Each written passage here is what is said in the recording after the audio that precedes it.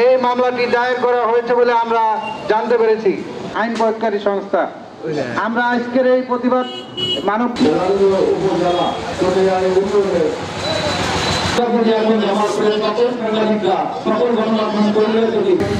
আগস্টের আন্দোলনে যারা অত্যন্ত পরিচিত হোসেন ছিলেন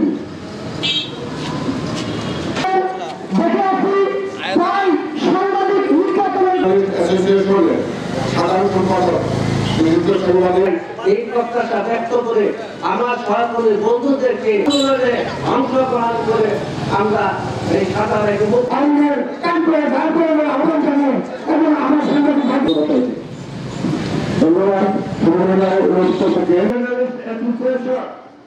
জামালপুর জেলার পক্ষ থেকে যে জমির ব্যাপারে মিথ্যা মামলা করছে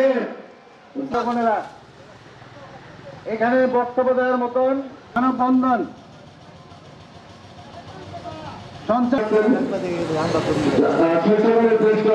সাধারণ সমিতিতে অপকর্ম থাকতেই আজ আমাদের এবং এই অপরাধী যারা এই মিথ্যা জানেন যে 5 আগস্ট একটি বৈষম্যবিরোধী ছাত্র আন্দোলনের বিপ্লবের মধ্যে দিয়ে এই দেশটা নতুন করে স্বাধীন হলো।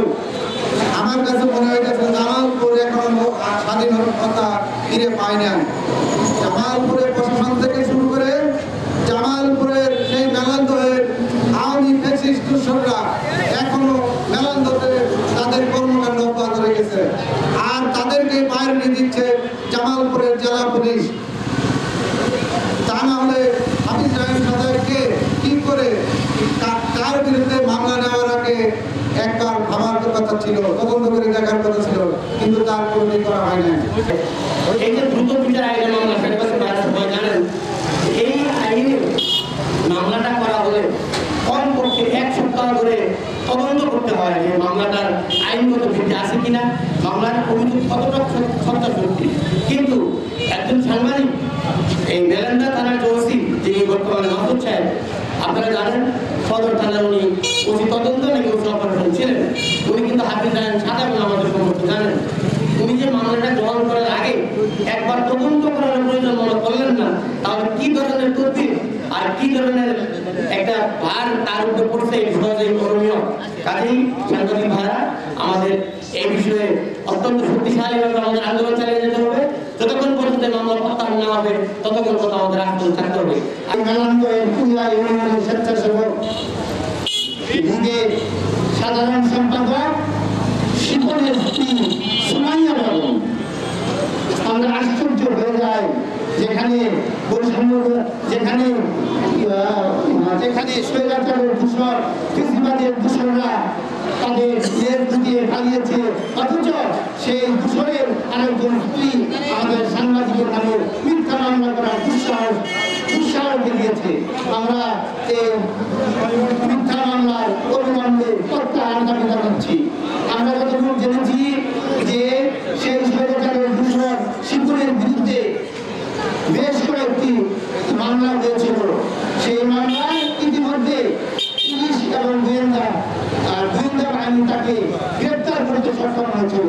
বারবার 2 বার সে পুলিশের হাতে গ্রেপ্তার হওয়ার পরেও বিশেষ আদালত বসিয়ে তাকে নাকি জামিন দেওয়া হয়েছে। কি আশ্চর্য, কি সেলতা এই দেশ!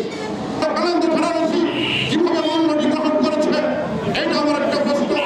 আমি বলতে চাই কালান্ত ওসিকে বলতে হবে, জামালপুরের ওসিকে বলতে হবে, 24 ঘন্টার ভিতরে এই মামলাটি নিষ্পত্তি করে দিতে হবে, এই মামলার ফাইনাল দিয়ে দিতে হবে। প্রিয় ভাইয়ের আমার, আজকে আমি আপনাদের কাছে বলতে চাই এই জামালপুর জেলার আনাচে কানাচে মামলা, তদন্ত ছাড়াই মামলা, এসব মামলাকে আমরা প্রত্যাখ্যান ঘৃণা করি এবং আপনাদের বিরুদ্ধে পুলিশ প্রশাসনের বিরুদ্ধে আমাদের যাতে আক্রমণ হতে না হয় সে বিষয়ে জামালপুরের পুলিশ সুপারকে আমি অনুরোধ করবো যে আপনারা যে কোনো মামলা নেওয়ার আগে অবশ্যই আপনারা মামলা তদন্ত করবেন। আপনারা একজন সাংবাদিক নেতার বিরুদ্ধে, সাংবাদিকের প্রেস ক্লাবের সভাপতির বিরুদ্ধে আপনাদের পুলিশ একটা মামলা নিল কোনো তদন্ত ছাড়াই।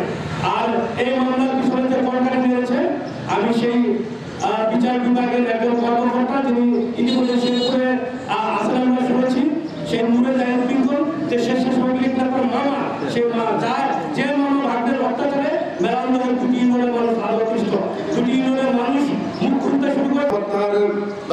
করুন, নতুবা আপনাদের বিরুদ্ধে সাংবাদিক সমাজ বৃহত্তর আন্দোলনের কর্মসূচি ঘোষণা করুন।